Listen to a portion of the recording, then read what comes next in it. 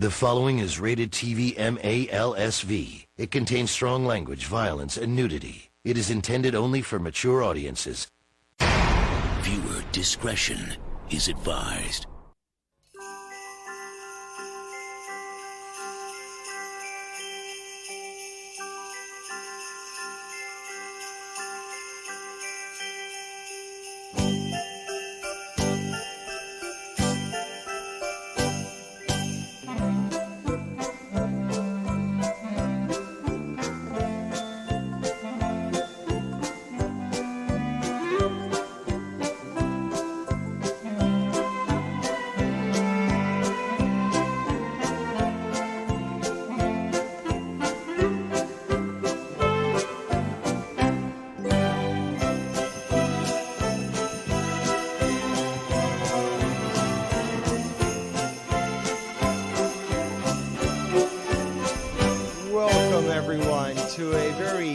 Special edition of Too Many Chefs Christmas Dinner.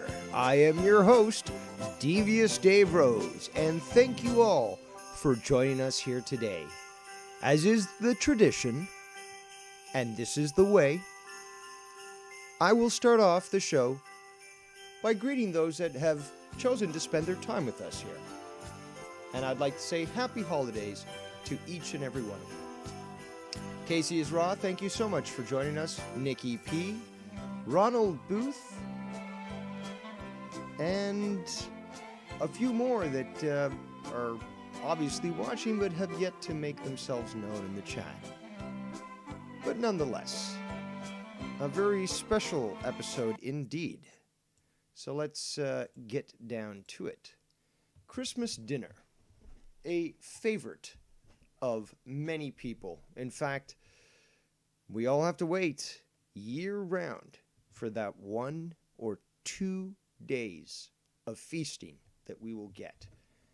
Now, obviously the holidays bring on many more days of feasting, but there's something special about the whole aspect of Christmas and being with family, opening gifts, and being around plentiful food.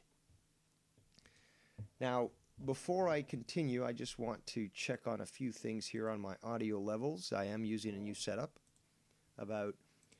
Looks like everything is going okay.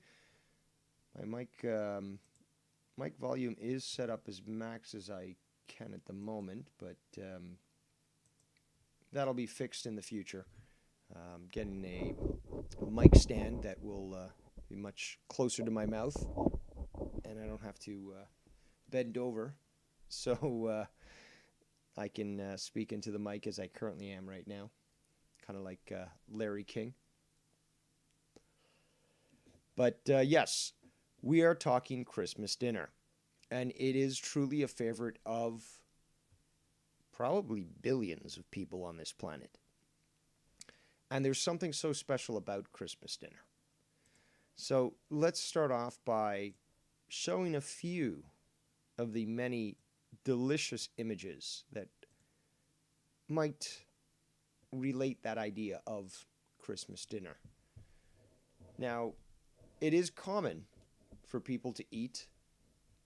Well, apparently I can hardly be heard. Let me just check my volume here on the stream. Few of the many delicious images that actually I'm coming in fine. You might have to increase the volume on your end, but I do have it boosted, and I'm not going to blow my settings here just to see if you can hear a little better, because I've got my volume, my audio volume low for hearing, and it's coming in just fine. When I unmute the stream here, blow my there we go. Blow my settings here just to see if you can. I might be able to do something. This is a new setup, so I do appreciate the input, but some people are telling me it's fine. Regardless, this is what the whole thing is about, is to find out from you and improve it. And I will be doing some more tweaks to the system. There's going to be several things that I'm going to do to optimize it, but trust me, once 2021 starts, or possibly sooner, you're going to see a massive improvement. All right, let's get back to business. What are we talking about? Christmas dinner. It is a favorite of many people out there. And one of the main staples is turkey or some sort of fowl, whether it be Cornish hens, which I love, or chicken. Some people have duck, and some people even have goose. Christmas goose is a thing of Victorian times, and it was quite popular at one point, and still holds a level of popularity when it comes to a Christmas dinner. And it seems to be very seminal to the celebration. But you also have ham, for example. Ham is a huge thing when it comes to Christmas. And you can find, especially nowadays during the holidays, you can find huge, massive hams being sold in the supermarkets, obviously in anticipation of Christmas. And it's definitely something that is not just traditional, but is become seminal, I guess, in culture. When somebody thinks Christmas dinner, they're usually either thinking nowadays turkey or ham. And both are, great meals or great mains for a Christmas meal. And I love when you've got both. The differences in the flavors, in the textures, and in the combinations that you can provide for those meats, absolutely incredible. So that, for me, is something that I've always loved when it comes to Christmas dinner, is the ability to have this variety of different foods, but they are traditional to the celebration, and they fit in perfectly and also complement all the different sides that are presented during a usual Christmas dinner. Now, let me go back to the chat here. I want to shout out Bam6956, who has joined us in the chat. Mentioned something very comical nonetheless. He does say, how can you have 25 dislikes and only 9 watching? It's actually at 27 now, but yes, that is a good point. And there are several different things that are causing that, but I'll refer to that on a different show, but because there I can provide the evidence and so forth, and it doesn't distract from the topic at hand, which is food.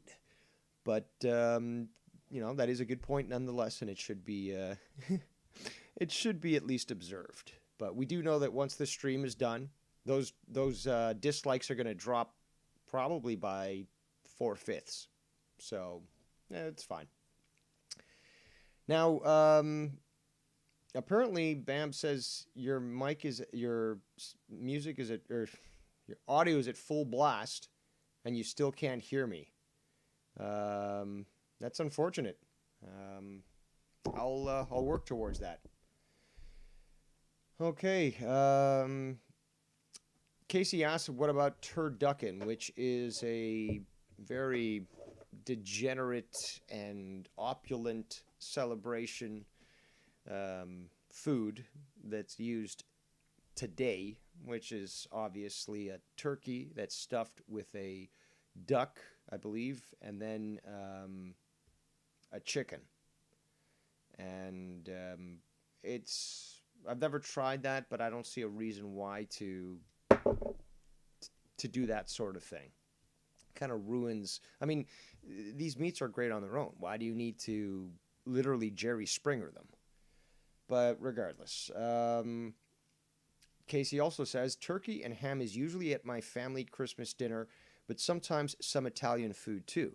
Now, I'm glad that you bring up the Italian food because I've been learning quite a fair bit about Italian American, I should say, cuisine during Christmas as of late.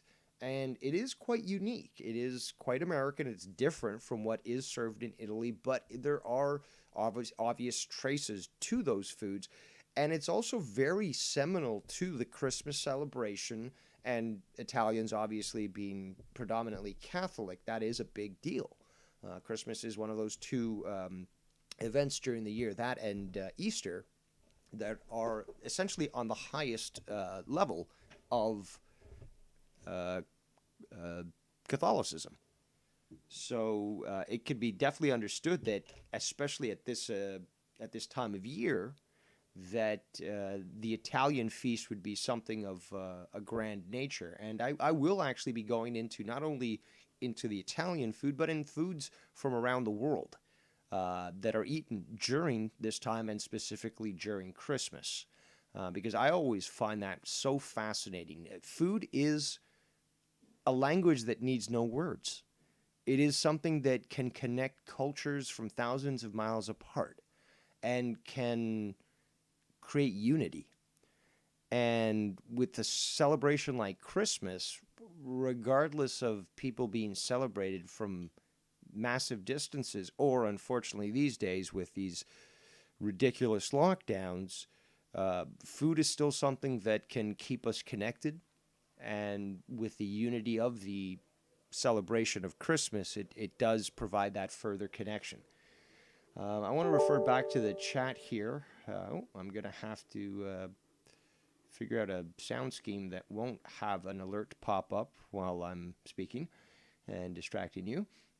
But we have Daryl Stultz in the chat who says, "How dare you make me hungry by putting all the pics of delicious food? Earning that devious nickname, aren't we? Merry Christmas to you." And Merry Christmas to you. But yes, actually, there was a warning that I issued earlier, so that's not my fault that you weren't around for that. But you can be assured that I will be showing more photos. After all, it is quite common knowledge that I make people very hungry when I do these shows, and that's perfectly fine with me because I'm sharing my love of food with others. Casey is raw in the chat says, "When I used to live in Pennsylvania, my late wife's family would have seafood for Christmas, but I learned that's a northeastern thing." Yeah, it seems to be yes, sort of, but it's a common thing in Mexico and in Texas, Florida, Cuba. We'll get into the different foods from around the world, but the traditional North American Christmas dinner of turkey and or ham isn't as common as some people might think. It is more of an established colonial types food. When you had the British in North America and they had established their colonies and so forth, and this became more of a traditional thing, and obviously those things were adopted in England, for example, and things like the Christmas turkey. Turkey is native to North America. The Christmas turkey became huge in England and eventually, obviously, its colonies as well. So, although, turkey and ham in North America and the way that it's presented right now is somewhat contemporary. I mean, we're talking 400 years, maybe. There are other traditions, obviously, that exist throughout the world that are common for Christmas and are quite different from the typical North American Christmas meal, as we will discuss, for example, with the Feast of the Seven Fishes, which is what is the official name of this Italian-American Christmas meal, which actually is connected to, as I mentioned earlier, Italian food, but an Italian meals during Christmas, but it's been adapted very much to the North American, Northeastern sort of lifestyle and community ethnicities. So back to the chat here. We have Firebird who says that ham looks horrible.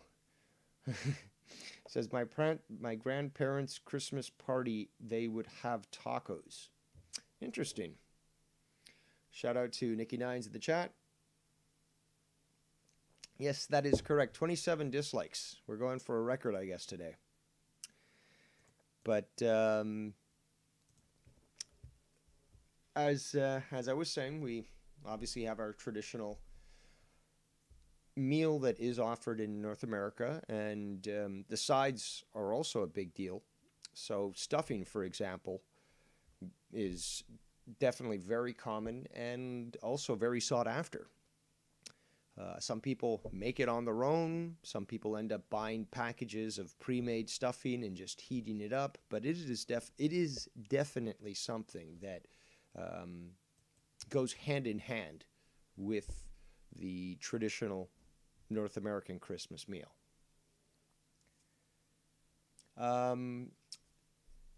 We've got Gerlich Finger in the Skymon in the chat says, I'm having Torfurki and a side of Gerlich Fingers, Mon. Okay.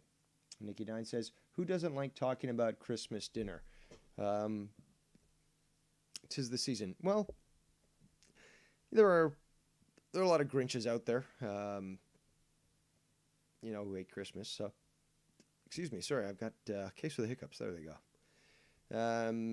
And on that note, actually, not on the hiccups note, but on talking Christmas dinner, I just wanted to remind everyone that the whole purpose of the show itself, with its very witty name, Too Many Chefs, is that we always are open to taking calls, and as many calls as possible on at the same time. And then we get the same situation that you find in a kitchen with too many chefs. A lot of talking over each other and great ideas being shown out. So phone lines are open, and what I mean by that is Skype lines are open. So call me at Devious Dave Rose on Skype, and why don't you let me know what you plan to do for Christmas this year with regards to either your meal, perhaps you're going somewhere, perhaps you're making a meal to go somewhere. Maybe you want to share some of your previous traditions that you've had, experiences that you've had as well when it comes to Christmas, or perhaps something that stood out and really made you enjoy the food that you were having. We've got Stan Ulch in the chat, and he says most types of fowl was common: goose, duck, and even pheasant. Yes, pheasant as well. Casey says, 1 year, me and my late wife and her older brother, we went to a Chinese restaurant for Christmas dinner because we were outed from her family. Oh, that kind of sucks. Well, you can always rely on either the Chinese or the Jews to be open on Christmas Day, and you can get yourself, at least something filling. Daryl Stoltz says, deviled eggs are always a Christmas delicacy in my family. And I'm glad that you bring that up. And I'll change the image to that as well now, because I had an image of a meal. Where is that? There we go. With some deviled eggs. I love deviled eggs. And I've got to be very, very careful in front of a platter of deviled eggs, because I'm literally capable. You know the movie Cool Hand Luke, eating the hard-boiled eggs? If you make them deviled eggs, I will eat them all. I am capable of doing that, and they're dangerous in my hands. So I've got to be very careful, because I could literally devour a whole plate. I also like making deviled eggs. They're very easy to make. You can actually customize them however you want, and really make them yours. And yeah, just to put them together, you can just do it very simple and just plop the yolk filling right into the white, or you can end up putting that into some sort of little baggie like a baker's decorator bag that's used to, put detail on cakes with frosting. And yeah, you can definitely put some great patterns if you want into your deviled eggs, and then sprinkle it with paprika or maybe some chilies. Oh, the eggs are one of the most versatile foods ever created. Now let's welcome our first caller, our first chef, Casey Israel. Thank you for calling in today. Merry Christmas to you. It looks like you might be muted. I do not hear you.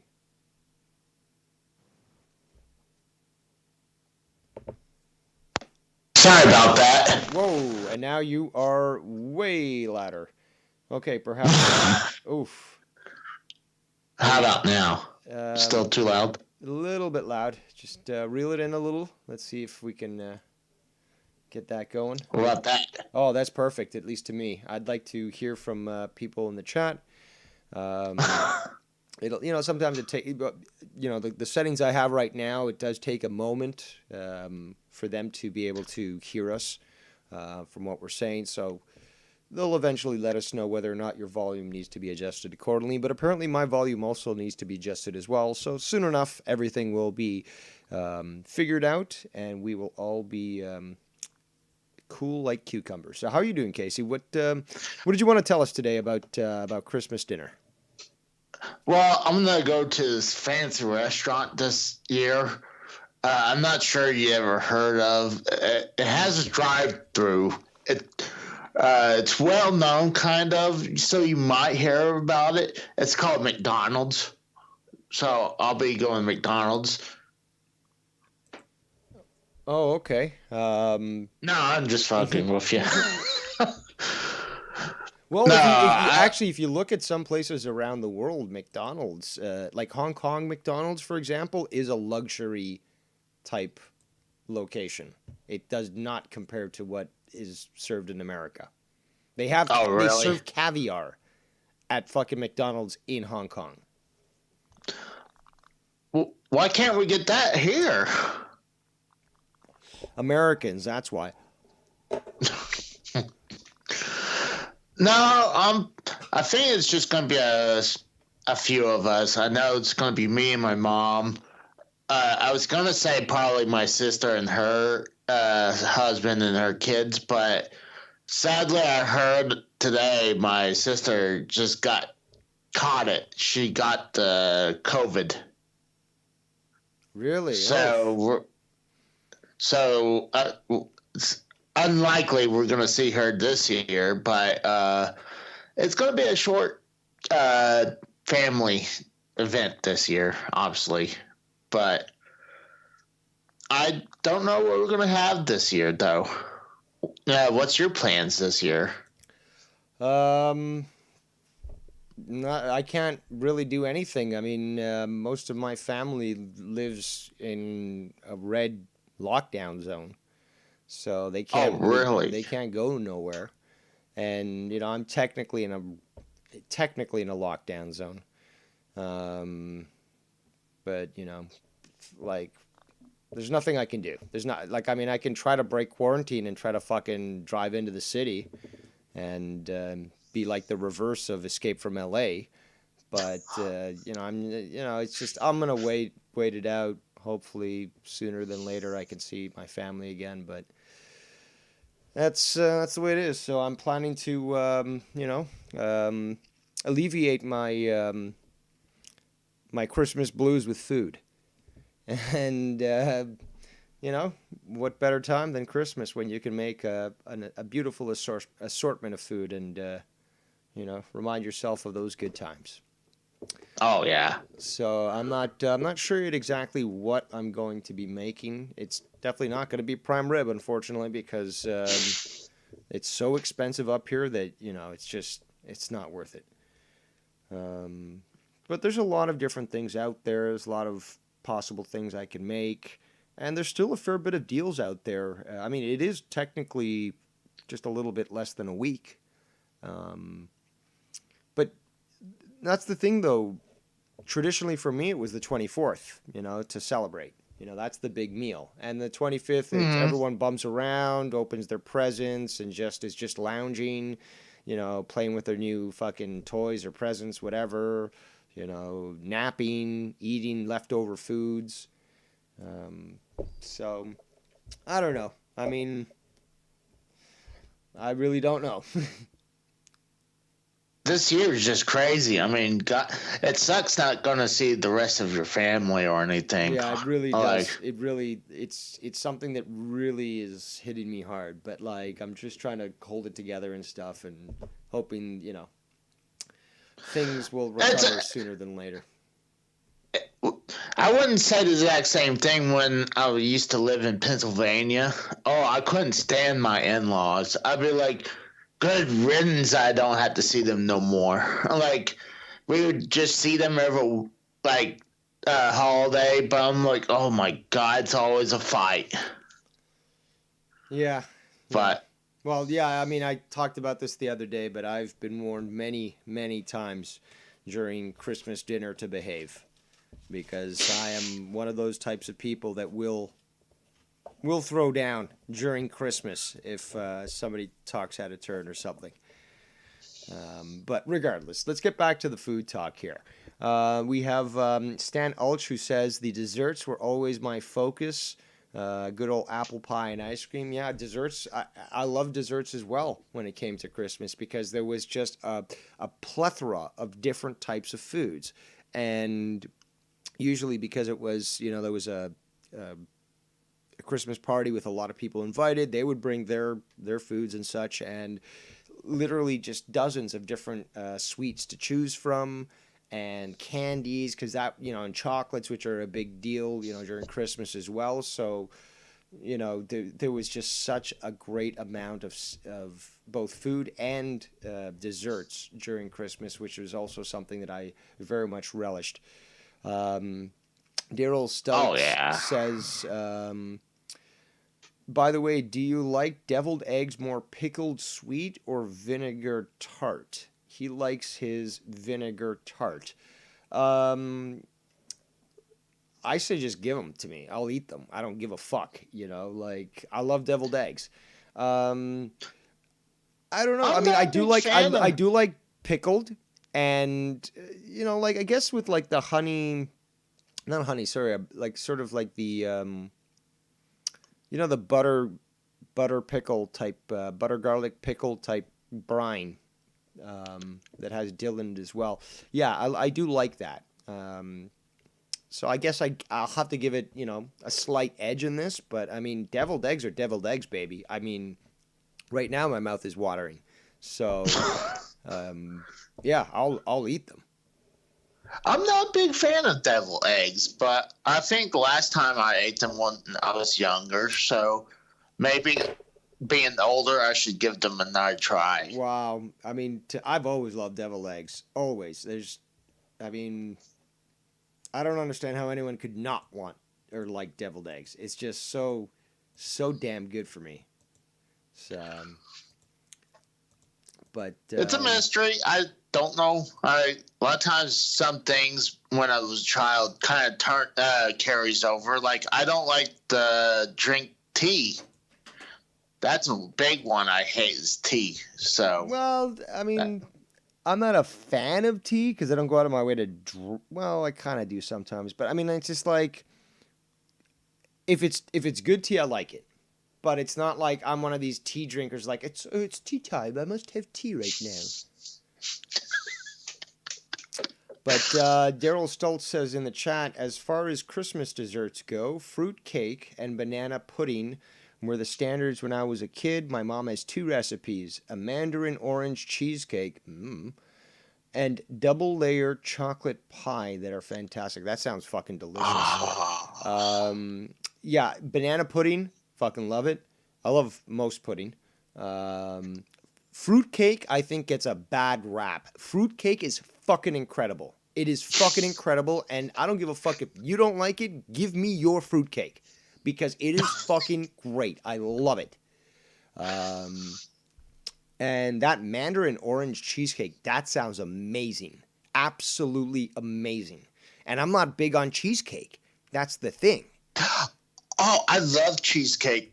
My girlfriend, that's another thing I just never got into until recently, and now I love it. That's the thing, though. I'm a good boy when it comes to the sweets, in the sense that I recognize, like when it comes to cheesecake. Look, I've got certain aversion to dairy, just because, because I'm crazy like that. But okay. Regardless, though, I can eat a whole fucking cheesecake, okay? That has been done before with perilous repercussions, but it has been done before.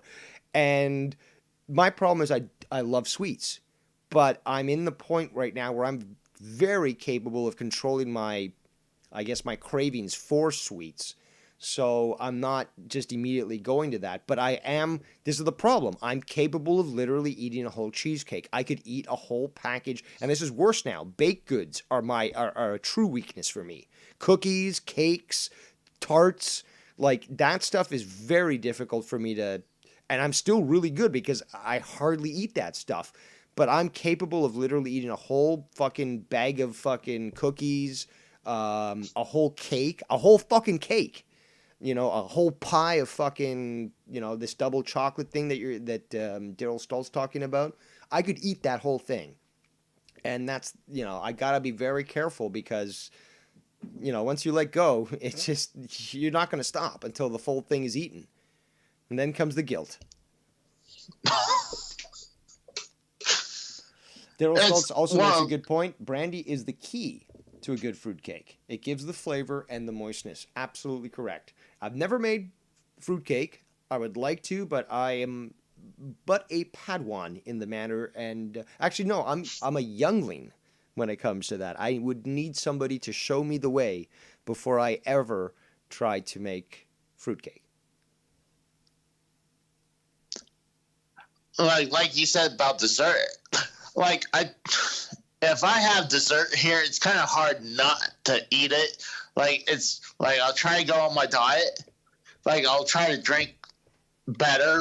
I'll try to drink Coke Zero or even That's bad Gatorade or water. Huh? Coke Zero is bad for you. Stick to water.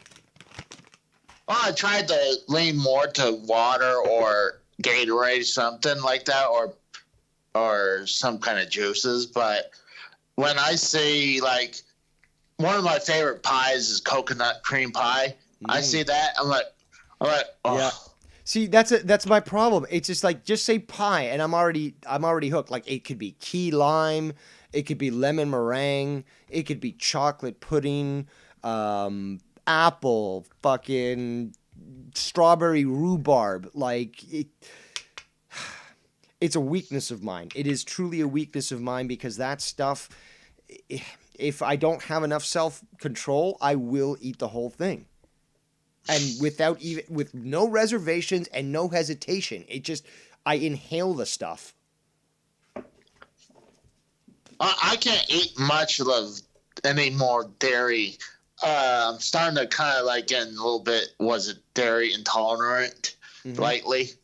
Well, that's the thing though. I don't eat I like cheese, but I don't drink any milk. I don't like the consistency, I guess, of milk. But I will add it obviously into foods, into baking, into coffee. But just drinking milk on its own, I don't like it. However, you add chocolate syrup to that, and I'll drink it no problem. It's kind of weird. But let's get back to the topic at hand, Christmas dinner. We have Fred Bird, or Firebird, sorry, in the chat. I'm going to call you Fred. Why? Because you are stating blasphemy in my chat. You are saying fruitcake is one of the worst foods. You do not know what you're talking about, or you've just been tortured by never being given proper fruitcake, because good fruitcake is incredible. No doubt. But, so Casey, the image that's currently on the screen right now shows some traditional foods for Christmas, including a Christmas ham.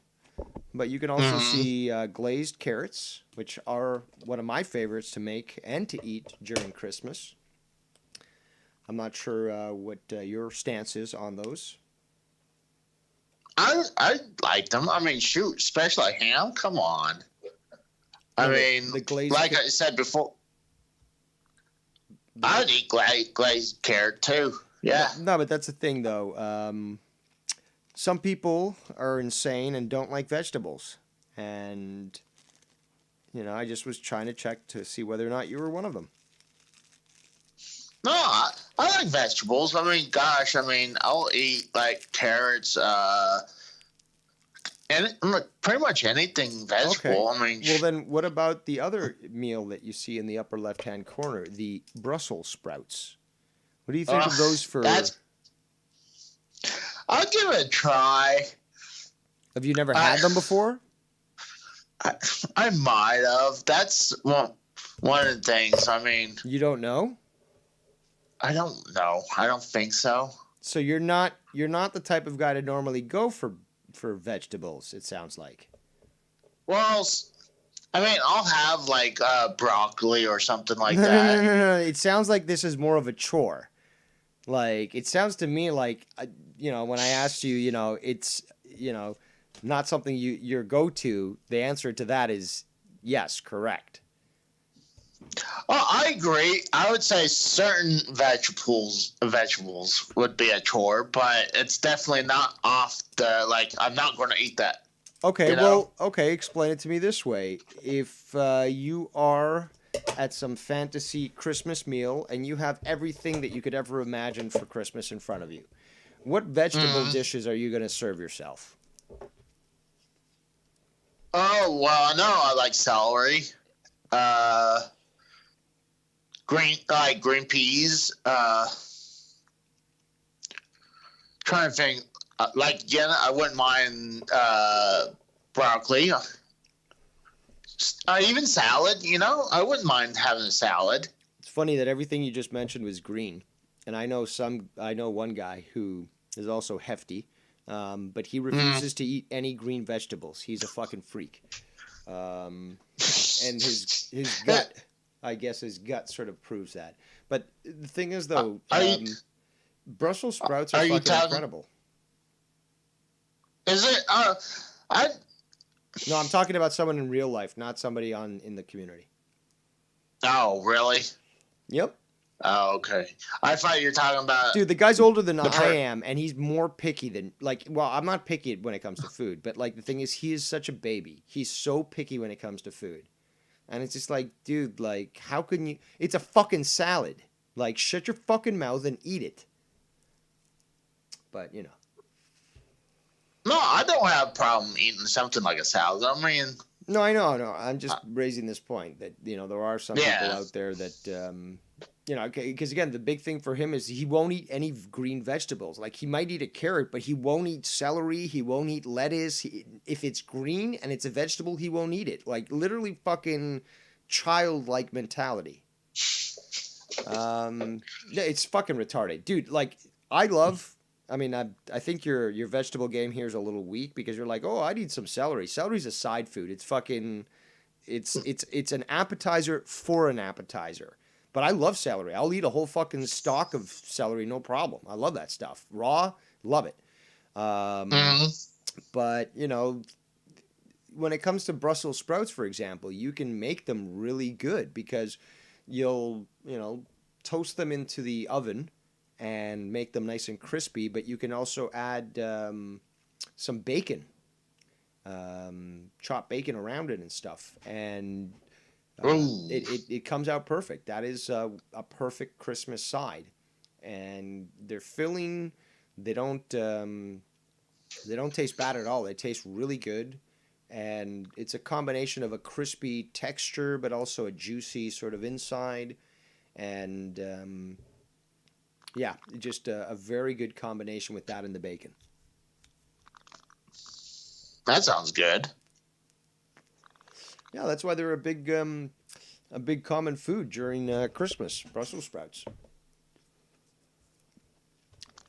And a reminder to those that are listening right now, if you want to call in, feel free to do so. We are always taking calls here on Too Many Chefs. And I also want to talk now about what the most popular ingredients are when it comes to Christmas meals in North America. So, roast potatoes seem to be the most popular side during a Christmas dinner. And it's, undeniable as to why that is. Obviously, potatoes are a common thing in North America, and being easily grown but also very filling, they are something that is commonly featured during a Christmas meal. But to go through the rest of those, we have at 66% stuffing, which I love. And yes, it is mostly bread, but it's delicious. Actually, before that is gravy, 75%. And how can you not want gravy? Gravy is delicious. Oh, yeah. Then after that, obviously, is the stuffing. And after that is carrots, a very popular side dish when it comes to Christmas. Then after that, you've got Brussels sprouts. So there you go, Casey. That's a very popular side to add. After that, you've got pigs in a blanket, actually. And many people, I guess, might not be familiar with that, or maybe it's losing its popularity that it once had. But it really is as simple as just getting a bunch of hot dogs, cutting them into, I guess, thirds, wrapping some bacon around them, and using a little wood toothpick to hold them together. Bake them for probably 20 minutes, and you have a delicious traditional Christmas appetizer or side. Pigs in a blanket were actually very common in Victorian England during Christmas as well. So that is something that has carried on for quite some time. After pigs in a blanket, we have turkey. Very common, obviously, here in North America, where the bird is native, and also very delicious as well, because purchased in bird size, you have food now for the rest of the month. And after that, we have peas, green peas, also a very great side, and it's green. And lastly, but not least, is cranberry sauce, which I think actually really brings it together. The sweet works very well with the salty and savory, and whether it be with the turkey and the gravy, with the stuffing, or even with the pigs in the blanket or the potatoes, it works really well. So cranberry, although somewhat overlooked for the most part, is still something that I think is quite important when it comes to a Christmas meal. I agree about that. I mean, cranberry sauce is good. Yeah, speaking of, Daryl Stoltz says in the chat, I like cranberry sauce for a side dish. Not many people like it, though. That is a good point. I'm not a fan of just literally opening a can of cranberry sauce and just like cutting slices out of it, because I think that's just, it's so lazy. And I don't want to see the fucking lines of the tin in the fucking gravy. I mean, in the cranberry sauce. I mean, like, how lazy can you fucking get? Actually, I can tell you how lazy you can get, and I'm glad that we got to this point, because this is a perfect time for this transition. And there's something else that I will refer to in the chat before I do this, but I just want to get this prepped up here. If I can find the fucking image. It's somewhere here. There we go. But before we do that, we had Daryl Stultz says, I like chicken or mushroom gravy over brown gravy. Interesting. Oh. I prefer brown gravy personally. But chicken gravy or mushroom gravy, I guess, can work sometimes with other foods. It really depends on what. Like brown gravy, I think works better on pork, for example, or beef. But, the chicken gravy or the mushroom gravy works better on beef. Sometimes chicken. I don't know. Brown gravy, I think, works well with turkey. And there's Firebird in the chat. It says, there's a breakfast version of pigs in a blanket as well. Sausage wrapped with pancakes. That's What? sounds more like, you know what that sounds like? It sounds like a fucking corn dog. That's what it sounds like. But let's go to talking about lazy, or very, very depressing Christmas.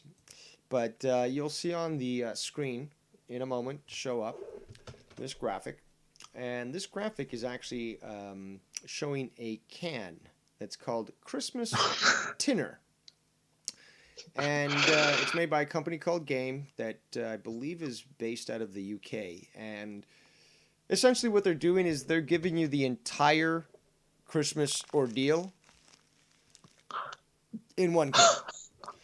So as you can see from this display, and leave it to the English, who literally have baked beans and molasses over toast as a meal. Okay, leave it to those freaks to present this as food. Now, you start off at the... Sorry, what's that? I was going to say, it doesn't look bad until you get the Christmas pudding. If they took that out, I'd give that a try. No, but see, the thing is, though, do you know what Christmas pudding they're referring to? No. It's not a traditional... okay, this is another thing that many people don't understand, is that pudding, for example, what's referred to as pudding in North America is not pudding. That's what North Americans call pudding. Everywhere in the rest of the world, pudding or boudin is solid. It's like a cake.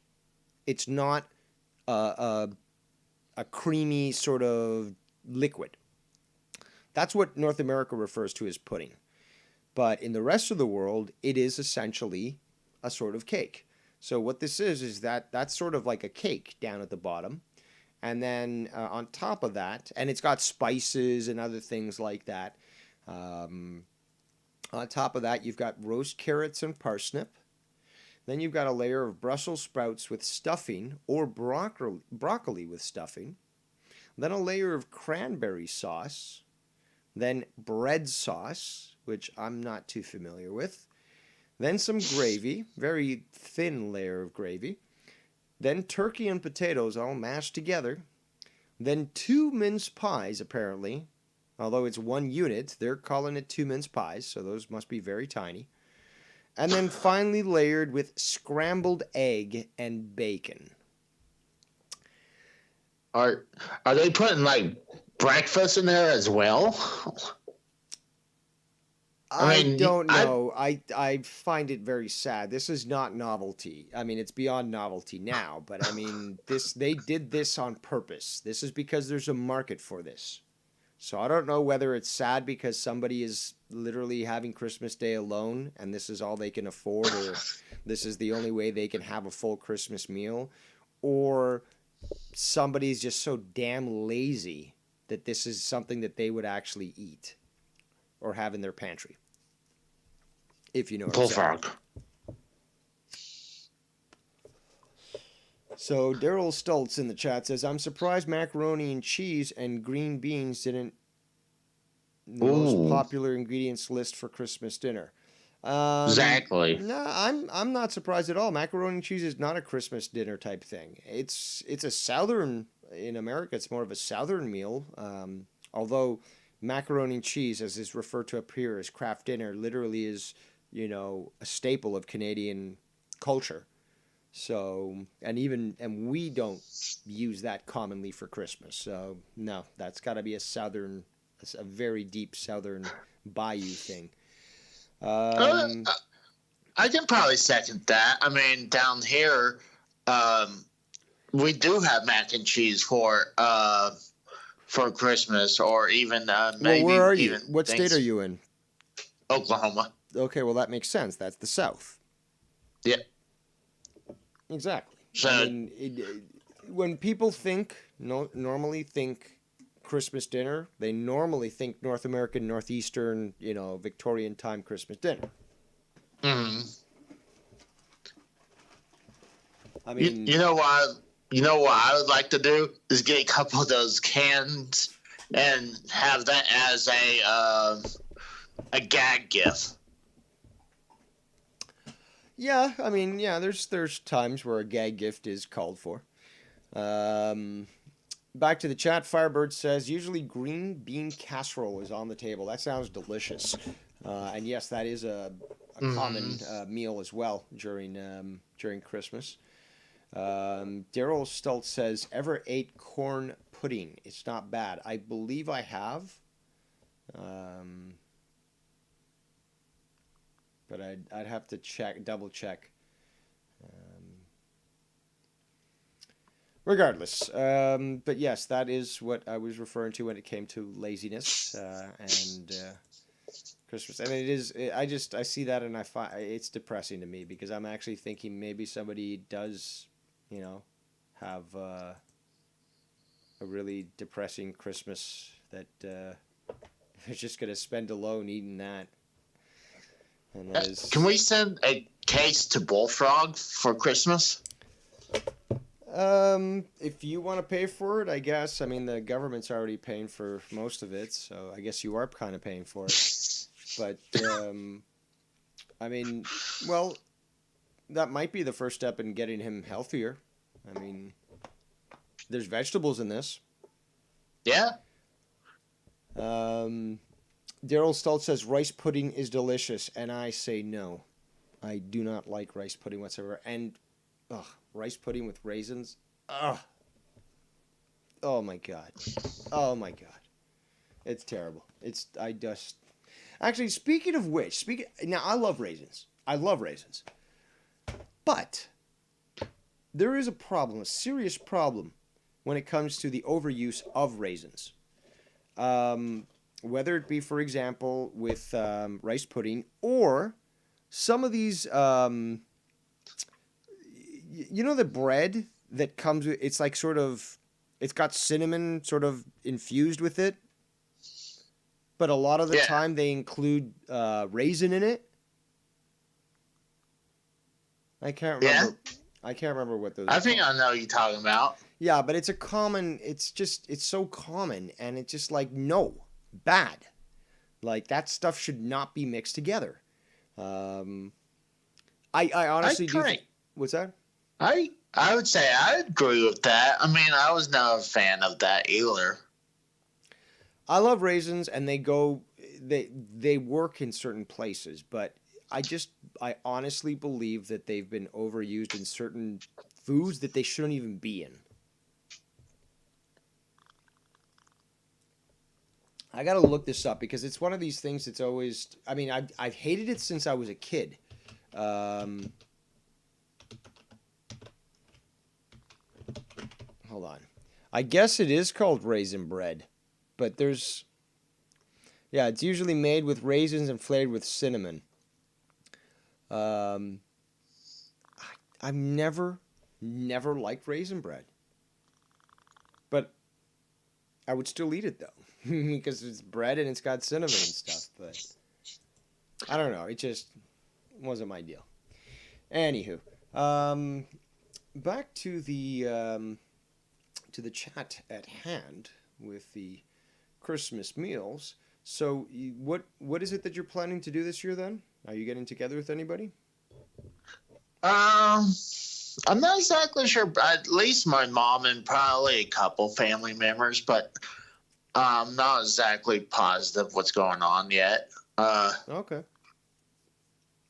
Like we said, it's kind of hard to get together with family right now, And are you a big cook when it comes to Christmas, or do you leave that to the... Oh, no. I let other people do that. I mean, I can understand why people like cooking, but that's not my thing. I'll help out if they want me to. I see. Well, if I was a chef, I wouldn't let you in my kitchen. I don't blame you. All right, let's go back to the chat here. We got Daryl Stultz says, I can't stand yam, sweet potatoes. I actually, I dig those. Those aren't bad. Yuca. I like yuca. Yuca is from Central and South America. Similar to a potato. It's a tuber, but it's not a potato. But it's still, I very much like those. I hate sweet potatoes. Oh, interesting. I could have a baked sweet potato, no problem. I love those. They are annoying because the flesh does take longer to bake, but regardless. Firebird87 says, "What's your thoughts on eggnog?" The concept sickens me because it mixes two things that I have an aversion to: liquidy milk and raw egg. That's why I can't do the eggnog, because it just combines two of my dislikes into something that's just extremely gag-inducing for me. Some people apparently love this shit. Okay, have at it. But I don't know. Just puts me into some PTSD just thinking of it.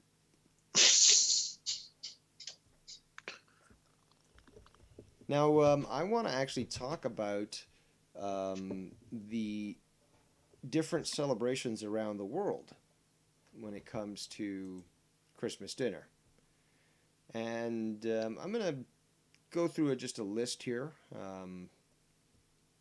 It's not a long list, and I'll try to cut it down from a few things here, but I just think it's really interesting that we compare what we eat to what other people eat, and and just consider that, again, it's for the same festival, but being in a different place around the world, they're going to eat something quite different. Oh, Daryl Stultz says carrot and raisin salad is absolutely disgusting. See, this is where I'm probably weird, because I do like that.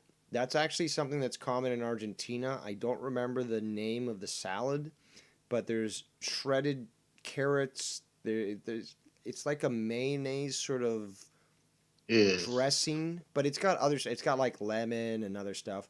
There's raisins in there, and there's something else I can't remember. I haven't had it in a long time. It was something that was traditional in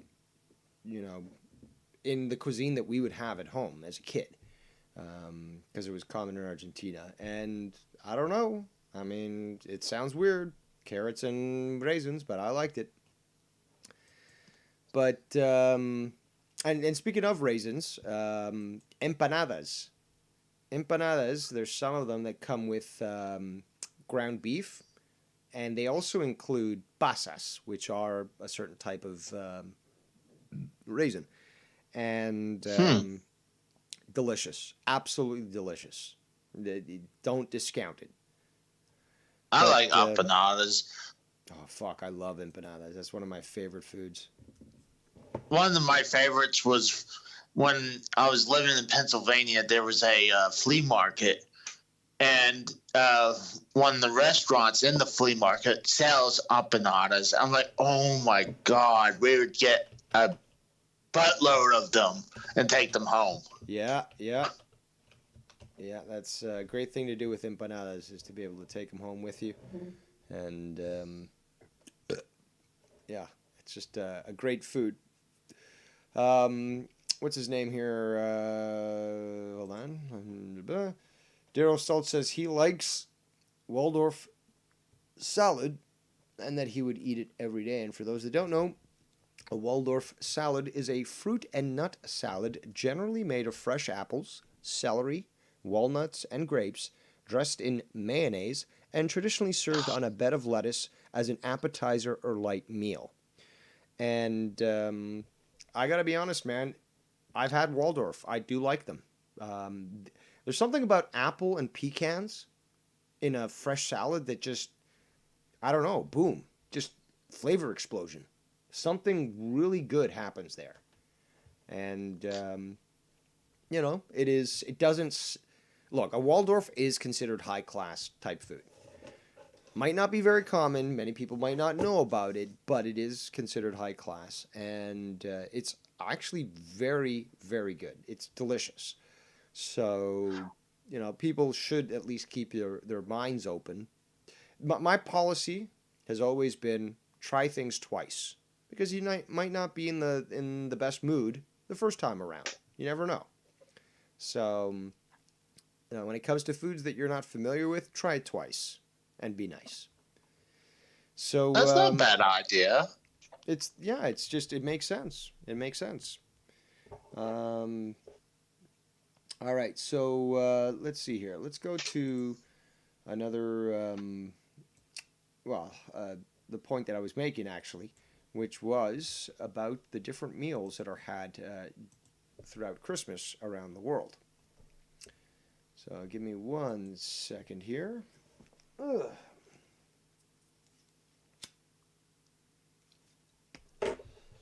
Okay, so to my list. Well, in Mexico, let's start off in Mexico. Ensalada de Nochebuena, which translates to Mexican Christmas salad. Notice how Spanish is not as efficient as English. There's bacalao with tomato sauce, which is salted dried codfish. Turkey with mole. Bruñuelos. And ponche navideño, which is a hot fruit punch. So it's that food's usually eaten late on Christmas Eve. There's a lot of spicy flavors that are obviously common in Mexican cuisine. A lot of use of pomegranate seeds and Mexican hawthorn, which apparently looks like crab apples but is got more of a unique flavor. And turkey, which is indigenous to Mexico, is also served, but it's served with a dish of mole sauce, which is made of ground chilies. And they have, they have different ways of serving it, and it's a common thing there in Mexico. In Australia, for example, they have barbecued prawns, which North Americans call shrimp, and lobster. Oh. They also have roasted turkey, grilled vegetables, pavlova, and plum pudding. So the whole thing with Australia is that they combine traditional English meals with classic Australian barbecue. So although it varies by region, there are some areas that offer obviously more seafood, while others stick to more traditional roasts. And they have a combination of different foods that are available. So obviously, people that are living on the coast more often than not have seafood compared to those that might be living more inland. Exactly. I mean, like when I first lived in Oklahoma, it was like you said, it was roast.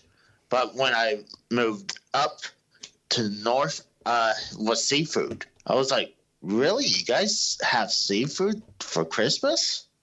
Well, it's much more common than you actually think, actually, and we'll get to that. So in Iceland, they have lobster bisque and lobster shells. They have smoked puffin, which is it looks like a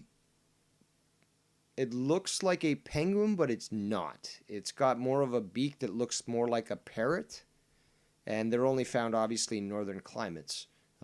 Penguins are only found in the south.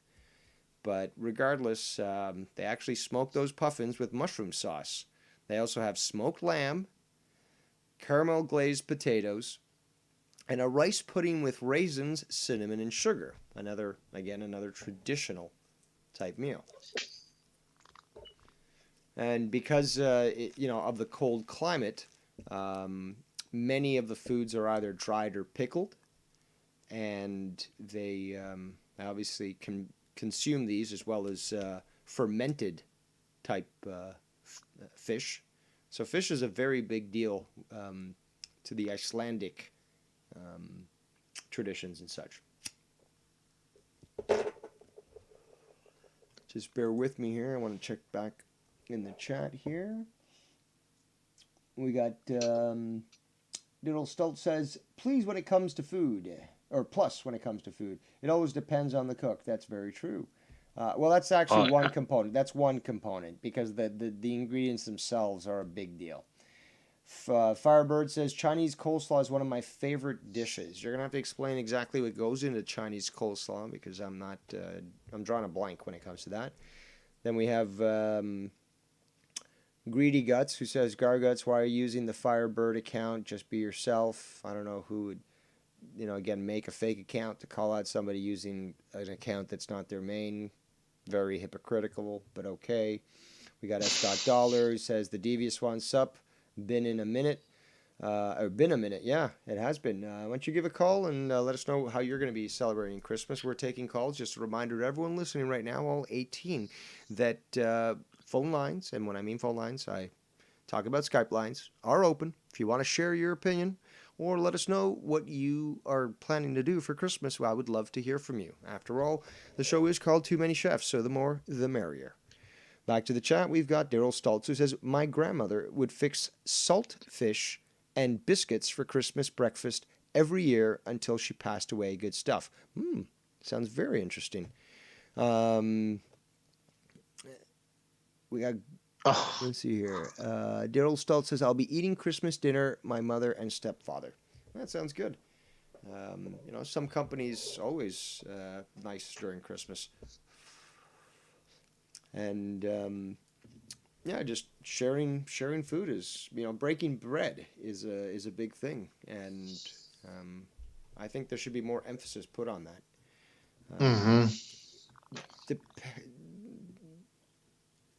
No, I'm not going to talk about that. I'm going to talk about something, but no. Regardless, let's go back to our list here of foods that are eaten around the world. Italy has bacalao, which is also a fish dish, which is popular in Italy as well. Pan-seared squid and lemony alioli. Grilled shrimp with chile, cilantro, and lime. Spaghetti with clams. Casuico, which is a tomato-based fish stew. Sorry, my Italian is rusty. Although I can understand if someone speaks it to me. Grapefruit sorbetto, which is a sorbet. And cannoli, which is a delicious baked good. And seafood is a big thing with Italian food. And as I referred to earlier, the Feast of the Seven Fishes is eaten on Christmas Eve. And as such, it is a big deal both in Italy and in North America, although it is celebrated slightly different and the meals are slightly different. But essentially, the normal tradition is to serve 12 seafood dishes to honor the 12 apostles of Jesus. So you will have such delicacies as eel and octopus. You'll have sausages and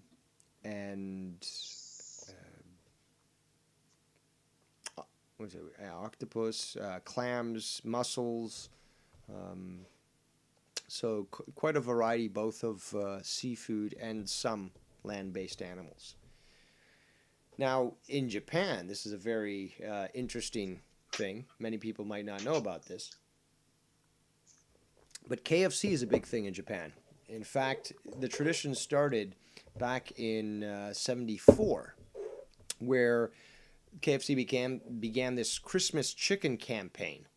And it became so popular that now you literally have to make reservations to pick up your Christmas chicken from...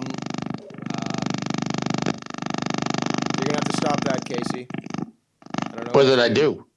I'm getting some vibrations from your end.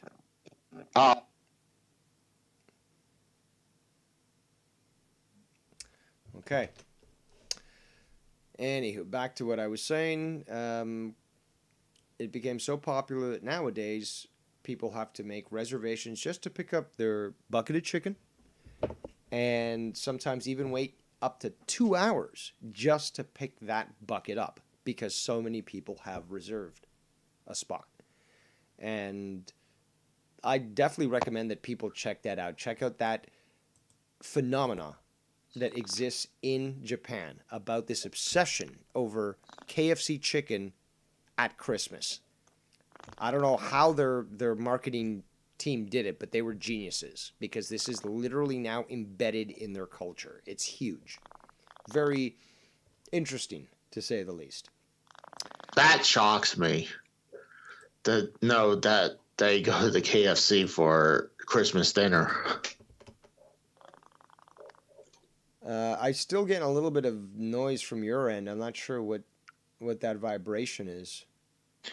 Well, I think that was notifications, but I turned all that shit off. Okay, well, it sounded like something was having a seizure. But, okay.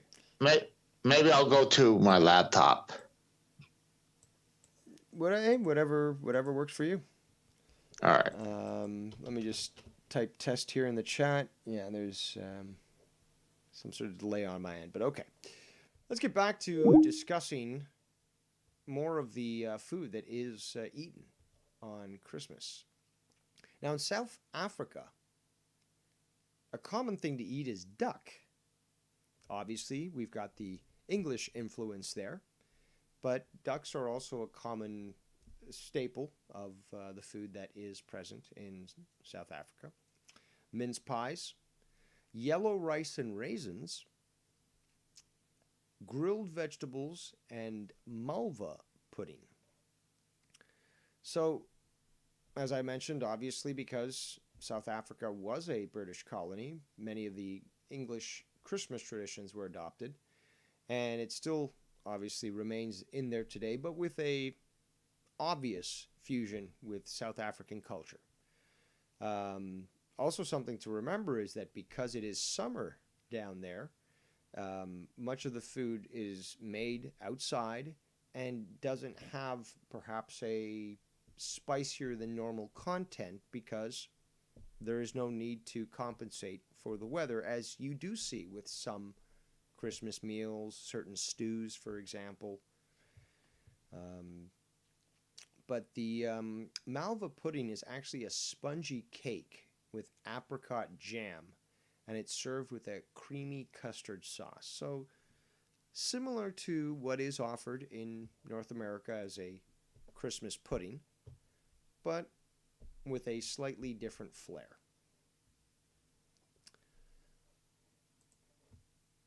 Now, in Slovakia, for example, they have a stew with wafer crackers and garlic, honey, and walnuts.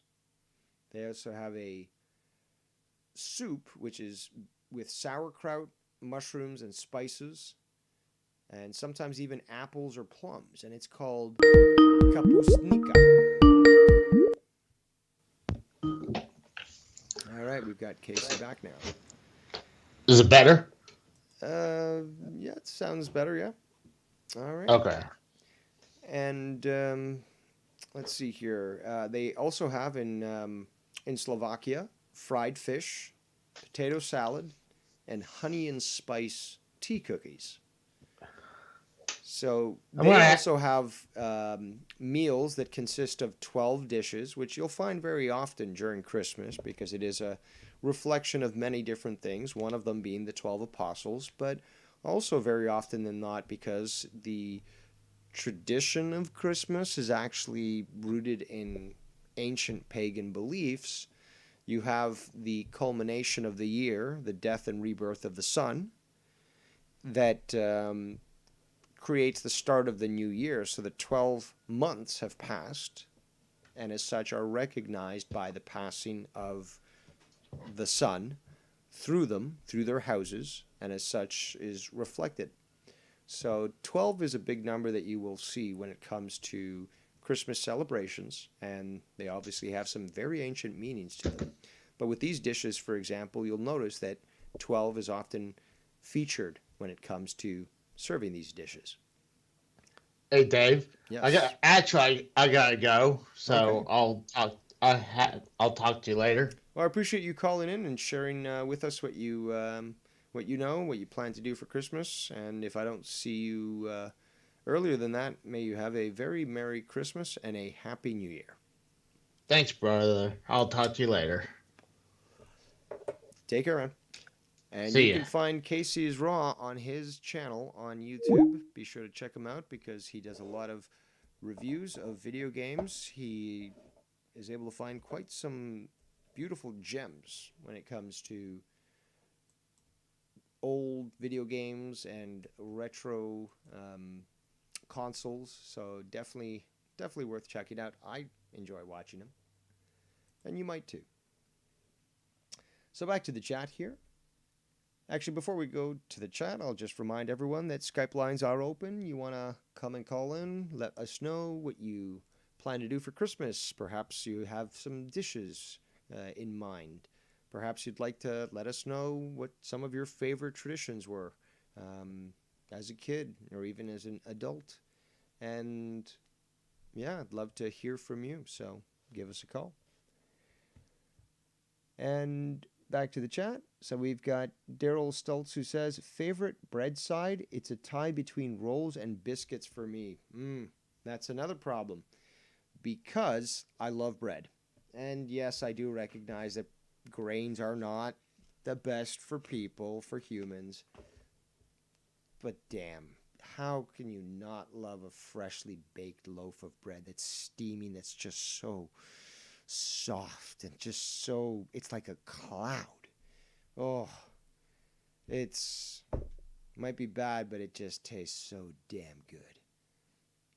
And yeah, there's the problem. Rolls or biscuits. That's like trying to pick a favorite child, I guess. But I don't have children, so I don't know. Maybe there are parents that say, yeah, that's my favorite kid. I don't like that other one. I don't know. But I can tell you that to make that decision is a very difficult one and would probably require a proper analysis, because I would actually like to look at that. Because it's not just flavor, but it's consistency, its shape, it's how well it breaks apart, how easily it is to, say, apply butter or another sauce or something. So perhaps absorbability when it comes to dipping into a soup, stew, perhaps a sauce. So I take this seriously.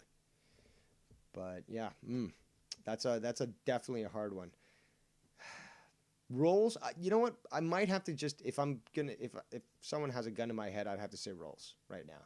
Just because they're much flakier and much sort of airier than a biscuit. But damn, a biscuit is just so damn good too.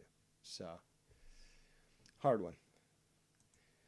Now, let's talk about something that I recently learned about, which I think is very cool, and I think you people might think it's cool too. But we're talking about the Feast of the Seven Fishes. So this is something I learned very recently from both Foulmouth Ken and his lovely wife, Foulmouth Shannon. Be sure to check them out on the Foulmouth Network and the Foulmouth Nation channels on YouTube. But what I learned was there is a traditional celebration for Italian Americans, which is referred to as the Feast of the Seven Fishes. And apparently this has been going on for quite some time and is quite well distributed amongst the population of Italian Americans in America, and is quite often celebrated. So let me get the image up here on the screen right now.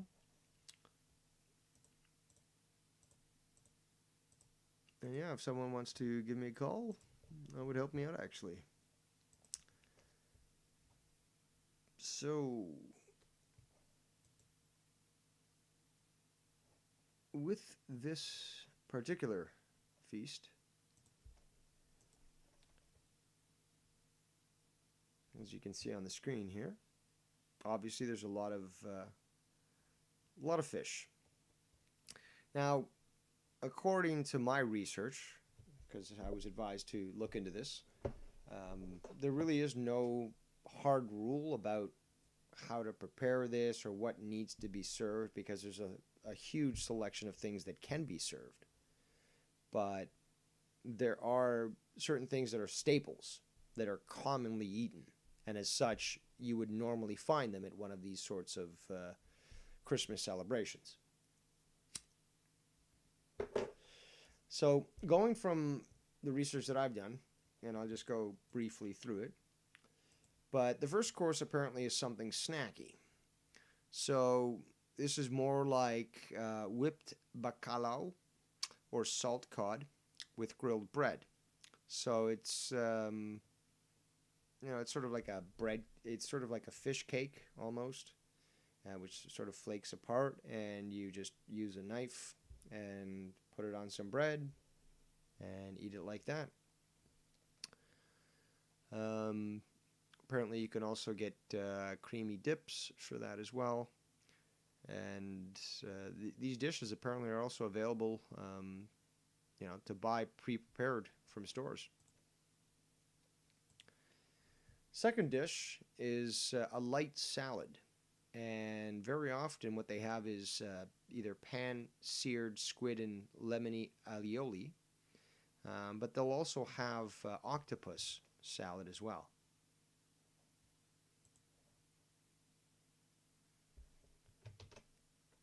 Third course. Excuse me. Wow. I didn't hit the mute button quick enough. Something hearty, grilled, seared, and meaty. So for this meal, usually what's chosen is either a center cut fillet like fish cod, or like cod, the fillet of fish of cod, bass,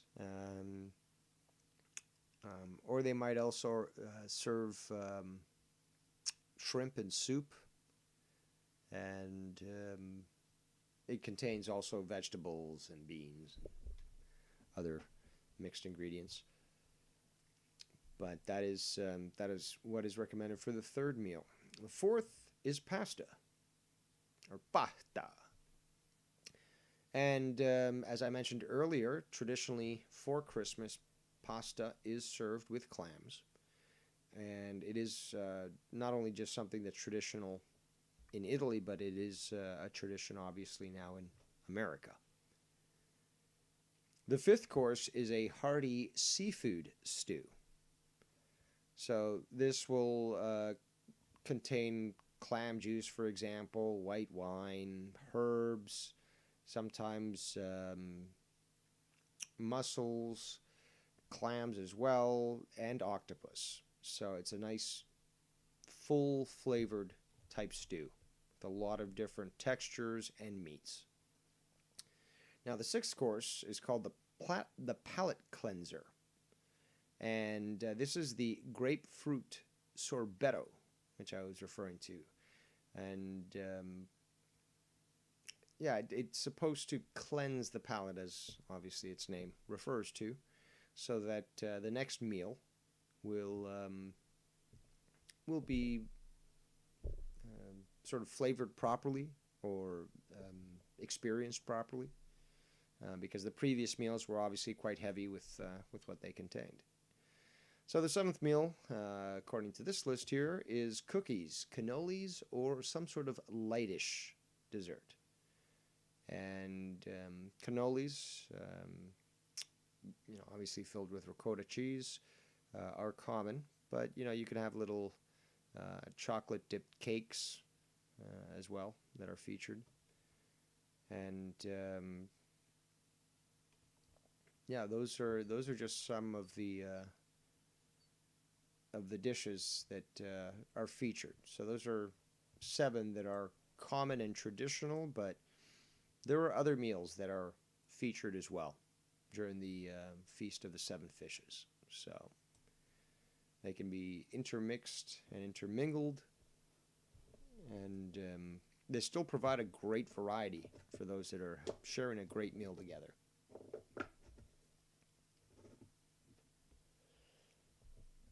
Firebird says, "Are you a caviar fan?" Yes, I do like caviar. Haven't had some in a while. It's quite expensive, but yes, I mean, hand me a can of caviar, and I will eat it.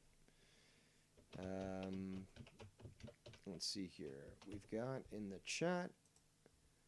Daryl Stoltz says, "My cousin makes Italian meatballs every Christmas. They are fantastic." That sounds delicious, and yeah, those are great as well.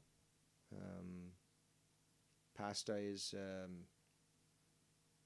it's a filling meal, and it is common, I've seen, for Christmas. Not so much with North American Christmases, but with immigrants in North America, yes. So, but yeah, now Daryl's got me thinking about caviar, actually, because it's been a while, but yeah, I liked it, and goes great on a good quality cracker, and yeah, definitely worthwhile if you can partake. So let's see here. We've gone through our list of the 7 fishes, the Feast of the 7 Fishes. And we've discussed the meals, the mains, the sides.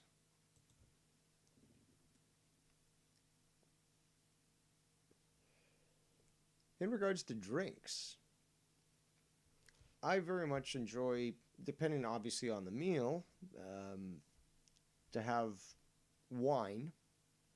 But as I said, depending on the meal, you might need both red and white,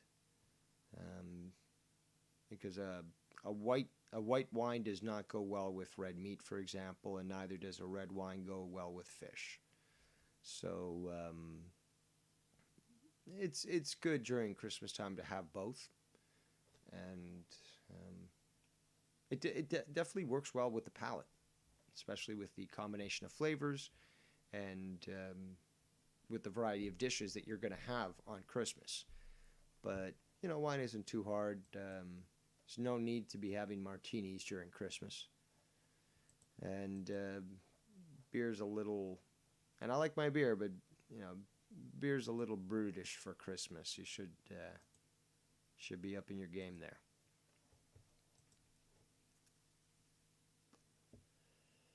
So let's see here. I actually thought we might have more calls at this point, but that's fine, I guess.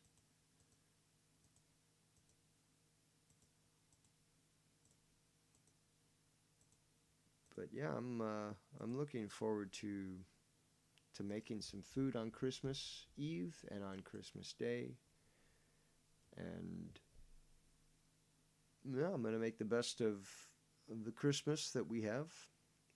And as to what I'm gonna make, I still don't know yet. One of my favorite things about Christmas that I mentioned earlier is having all that excessive food the day after, so that, because it is the lounge day, essentially you've got food that you can literally reheat, and tons of it, so you don't have you don't really have to worry about making food or doing anything. It's just there for you. Damn these hiccups. But yeah, I don't know. I might make a roast. Maybe a turkey. But it's just so big, and it's just, I don't know. I mean, maybe I'll get a couple of Cornish hens, and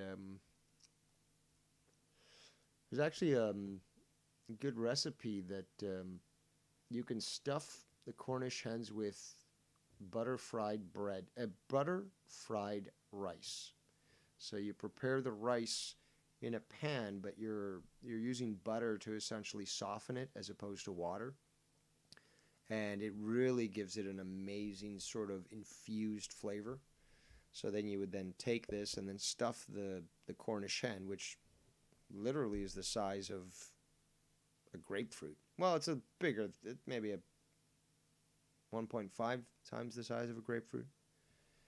But perfect little, meal for one person, and I can eat two of those in one go, so maybe I'll just get two. And to stuff them with the rice, and the rice obviously has onions and other mixed vegetables and such, which were sautéed obviously with the butter and the rice. Stuff them in there, and then you put them in the oven to bake. I wish I still had that clay. There's these clay containers that you can use to cook in the oven, and it's really old school technology. In fact, it's thousands of years old. But you soak these things, and then what you do is, once they've been soaking for like half a day or something, you just pat them off and you put your food in there. You can put it on a bed of vegetables or potatoes, and then you put it in the oven. And what it does is it allows the cooking of the meal, but to be contained within a pottery type container where the juices continue to feed back into it, and it's quite healthy because it doesn't lose a lot of the juices as it would normally if it's baked, even covered with aluminum foil. So, wish I still had that, but I don't. So, yeah, probably would make the fowl in the oven, or the roast, obviously, either one.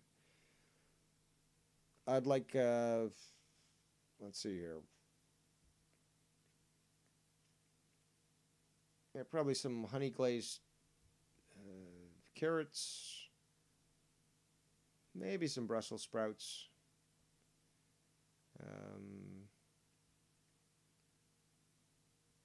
baked potatoes, or oven roasted potatoes,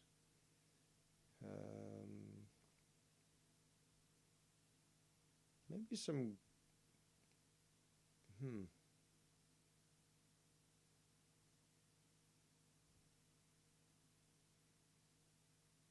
maybe green peas,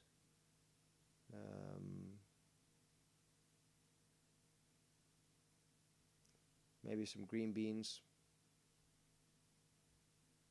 That green bean casserole is still on my head. Many people actually tell me that that's something that they have traditionally, not just on Christmas, but they have it for Thanksgiving as well. And I do love my green beans, but I can have them just steamed with simple olive oil and salt. I can eat them like that, and they're great. But I prefer butter personally. But yeah, that's the stuff that you could pile a mountain in front of me, and I will mow that shit down. Just love it. Might make a cheese board, charcuterie board.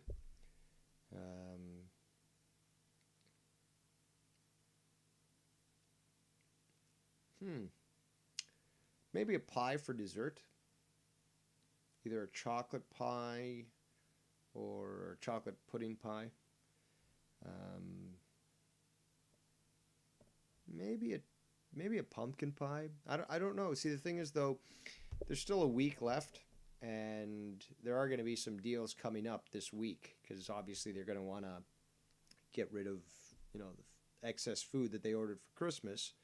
So there's always a great way to find food that's discounted because they just need to move it before the new year and such. So It's still good and all. It's not expired. It's just that literally it's like we got too much. We ordered too much. You know, the shelf space needs to be changed. Just liquidate this stuff. Get it out of here. And yeah, this is actually a very good time for that. Because yes, you will find people trying to take advantage. So some turkeys you might find marked up.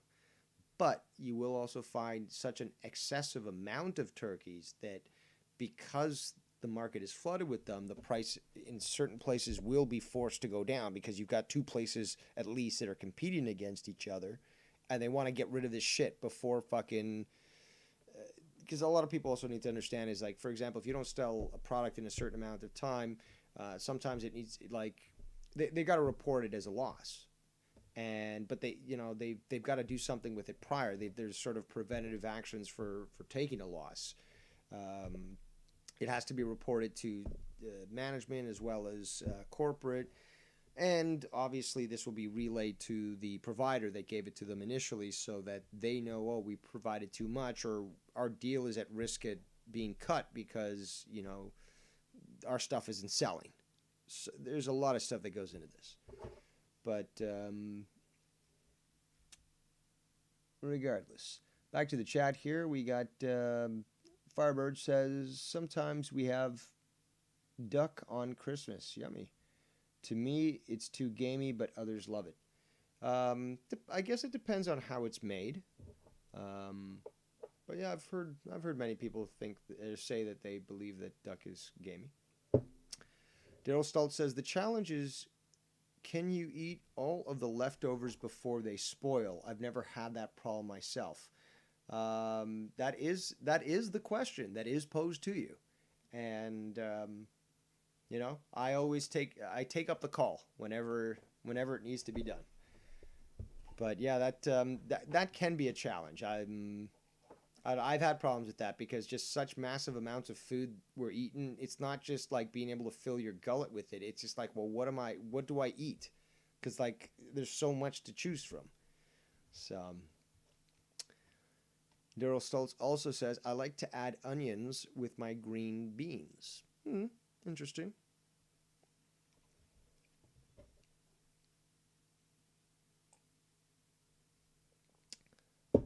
But I'm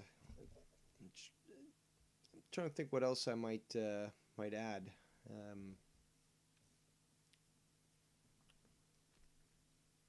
If I cook enough, then I won't have to cook for a long time afterwards.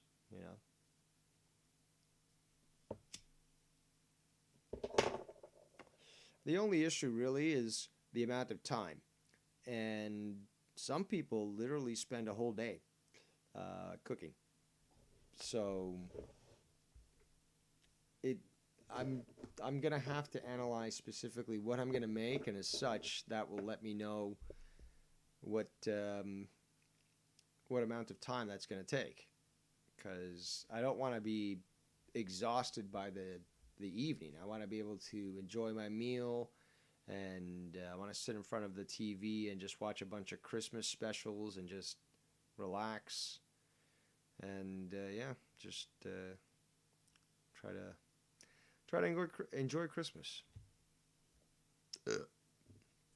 So yeah, I'm gonna ask once more if anyone wants to call in to the show. Perhaps share your plans for Christmas, any food that you plan to make, or perhaps some traditions that you have celebrated. But yeah, if we don't get anybody calling in soon, I'm gonna be wrapping it up. We've been going for about an hour 42, which isn't bad. It is the holiday season as well, and many people are probably preparing for the holiday season, and perhaps they're traveling to go see family. So it's understandable that they might not be around. But regardless, I still would like to hear from anybody out there and see what their thoughts are on Christmas dinner. But I make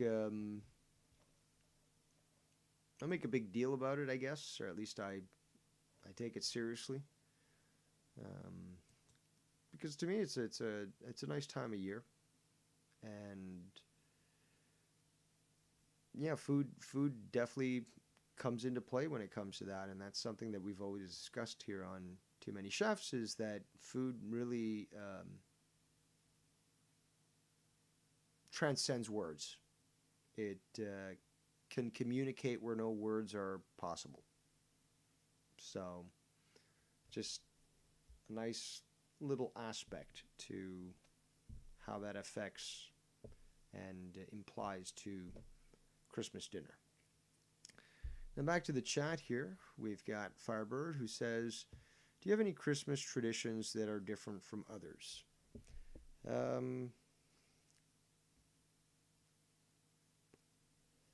don't think so. I mean, I've had empanadas during Christmas, but, I am of Argentine heritage.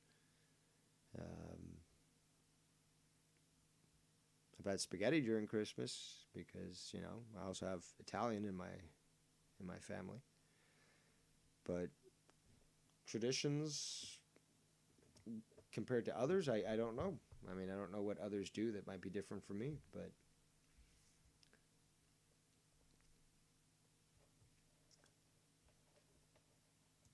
yes, I do look forward to a nice Christmas meal, and half the fun is deciding what I'm gonna make.